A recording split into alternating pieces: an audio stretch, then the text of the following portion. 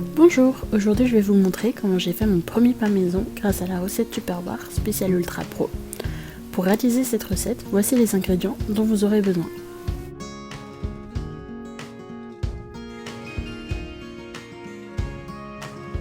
Vous aurez aussi besoin des ustensiles suivants: le bol mélangeur, l'Ultra Pro 3,5 litres, un verre doseur, une cuillère en bois ou une cuillère mélange, une balance et votre four.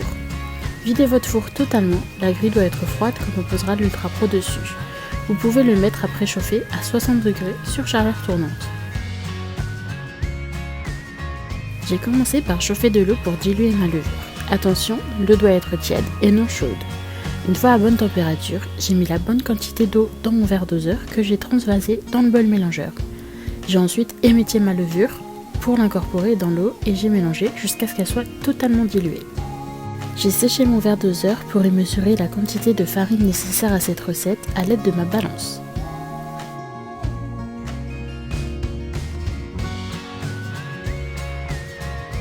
J'ai choisi d'utiliser un verre doseur pour incorporer petit à petit ma farine. J'ai ajouté le sucre et le sel dans le bol tout en mélangeant à l'aide de la cuillère en bois pour commencer, puis j'ai utilisé mes mains pour bien pétrir la pâte. J'ai dû rajouter un peu de farine pendant le pétrissage car la pâte était un peu trop collante. Il faut en rajouter petit à petit jusqu'à ce que la pâte soit bien maniable.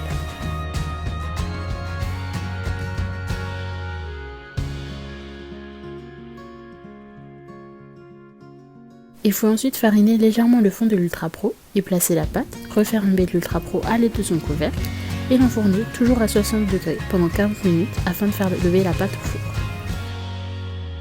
Après 40 minutes, la pâte est bien montée. J'ai donc enlevé le couvercle et j'ai replacé l'Ultra Pro dans le four, mais cette fois-ci à 210 degrés, une nouvelle fois pendant 40 minutes. Une fois le temps écoulé, j'ai sorti le pain et je l'ai posé sur une planche.